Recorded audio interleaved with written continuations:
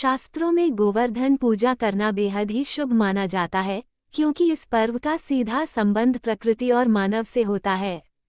हिंदू पंचांग में गोवर्धन पूजा या अन्नकूट का त्योहार कार्तिक मास में शुक्ल पक्ष की प्रतिपदा तिथि यानी दिवाली के दूसरे दिन भक्ति भाव से मनाया जाता है। ये त्योहार पूरे भारत में धूमधाम से मनाया जाता है, लेकिन उत्तर भारत में खासकर ब्रज भूमि मथुरा, वृंदावन, नंदगांव, गोकुल, बरसाना आदि पर इसकी भव्यता देखने लायक होती है।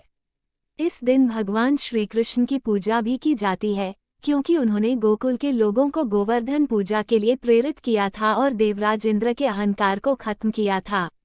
हिंदू धर्म में भाई दूज का त्योहार बड़े ही उत्साह के साथ मनाया जाता है, क्योंकि यह भाई बहन के पवित्र रिश्ते का प्रतीक है। साथ ही इस त्योहार को भाई टीका, यम द्वितीया, भ्रातृ द्वितीया आदि नामों से भी जाना जाता है। ये पर्व कार्तिक मास के शुक्ल पक्ष की द्वितीया तिथि को धूमधाम से मनाया जाता है। ये त्योहार गोवर्धन के बाद मनाया जाता है, जिसे दिवाली के अंतिम दिन के रूप में भी जाना जाता है। इस दिन बहनें अपने भाइयों को तिलक करती हैं और उनकी लंबी उम्र की भगवान से कामना करती हैं, और भाई अपनी बहन को शगुन के रूप में उपहार भेंट करता है। साथ ही इस दिन मृत्यु के देवता यानी यमदेव की भी पूजा की जाती है। वहीं भाई दूज 2023 में 15 नवंबर 2023 को बुधवार को मनाई जाएगी। गोवर्धन पूजा एक महत्वपूर्ण हिंदू त्योहार है, जो दिवाली के एक दिन बाद मनाया जाता है। इस त्योहार को अन्नकूट के नाम से भी जाना जाता है, जिसका अर्थ है अनाज का ढेर। यह बारिश और आंधी के देवता इंद्र पर भगवान श्री कृष्ण की जीत के उपलक्ष्य में मनाया जाता है।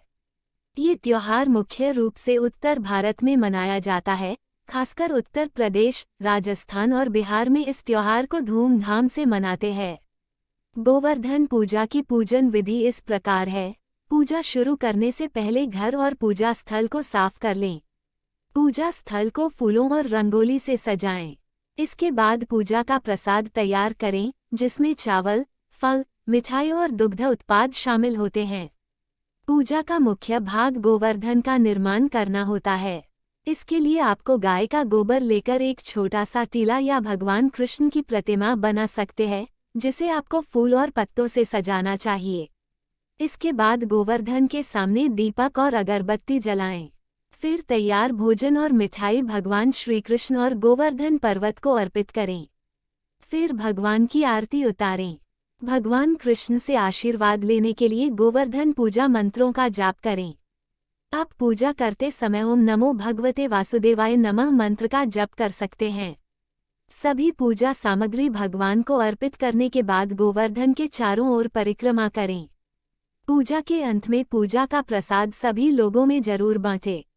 एक पौराणिक कथा के अनुसार भगवान श्री कृष्ण ने एक बार माता यशोदा से पूछा कि सभी लोग भगवान इंद्र की पूजा क्यों करते हैं, जिस पर माता यशोदा उन्हें बताती हैं कि सभी लोग इंद्रदेव की पूजा इसलिए करते हैं ताकि उन्हें बीज बोने, गायों का चारा उगाने और खेती के लिए पर्याप्त वर्षा मिल सके।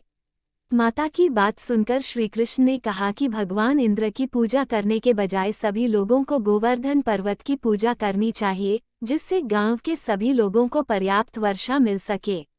भगवान श्री कृष्ण ने गांव के लोगों द्वारा इंद्र देवता को भारी मात्रा में भोजन देने की प्रथा को समाप्त करवा दिया और इस अन्न का उपयोग अपने परिवार के लिए करने की सलाह दी।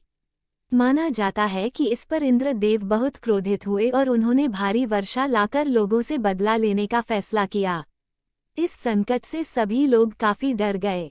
गांव के लोगों की पीड़ा और सहायता करने के लिए श्री कृष्ण तुरंत गांव के लोगों को गोवर्धन पहाड़ी पर ले गए, जहां उन्होंने अपनी सबसे छोटी उंगली पर पूरा पहाड़ उठा लिया। गांव के सभी लोगों ने अपने पालतू जानवरों के साथ गोवर्धन पर्वत ने नीचे शरण ली। भगवान श्री कृष्ण ने 7 दिनों तक गोवर्धन पर्वत को अपनी सबसे छोटी उंगली पर उठा रखा था, जिसके बाद इंद्र देवता को जल्द ही अपनी गलती का एहसास हो गया और उन्होंने तुरंत भगवान से माफी मांगी।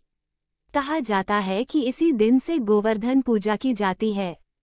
ये त्योहार भगवान कृष्ण की इंद्र पर विजय की स्मृति में और गोवर्धन पर्वत को आभार व्यक्त करने के लिए मनाया जाता है।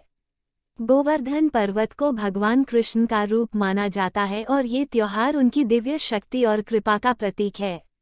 अन्नकूट का अर्थ होता है अन्न का ढेर और हिंदू धर्म में इसे बेहद ही महत्वपूर्ण माना जाता है। एक कथा के अनुसार भगवान कृष्ण ने वृंदावन के लोगों को भगवान इंद्र की पूजा न करने और गोवर्धन पर्वत की पूजा करने की सलाह दी थी, जिस पर इंद्रदेव काफी क्रोधित हुए और वृंदावन के लोगों पर वज्रपात किया। भगवान श्री कृष्ण ने अपनी सबसे छोटी उंगली से गोवर्धन पर्वत को उठाकर गांव के सभी लोगों को आश्रय प्रदान किया था। इसके बाद से ही भक्त कई सारे भोजन को प्रसाद के रूप में तैयार करते हैं, जो गोवर्धन पर्वत का प्रतिनिधित्व करता है। प्रसाद में विभिन्न प्रकार के शाकाहारी खाद्य पदार्थ शामिल होते हैं, जैसे चावल, सब्जियां, मिठाई और फल। भक्त इन खाद्य पदार्थों को भगवान कृष्ण को अर्पित करते हैं और फिर उपस्थित सभी को प्रसाद के रूप में वितरित करते हैं। कहा जाता है कि जब श्री कृष्ण ने 7 दिनों तक गोवर्धन पर्वत को अपनी उंगली पर उठा रखा था, तो उन्होंने कुछ भी नहीं खाया था, इसलिए गांव के लोगों ने भगवान को अलग अलग पकवान बनाकर खिलाए थे। यही कारण है कि भगवान को 56 भोग लगाया जाता है। 56 भोग भगवान श्री कृष्ण को चढ़ाए जाने वाले 56 अलग अलग खाद्य पदार्थों की एक थाली होती है। भोजन की 56 संख्या भगवान कृष्ण के गुणों की संख्या का प्रतिनिधित्व करती है।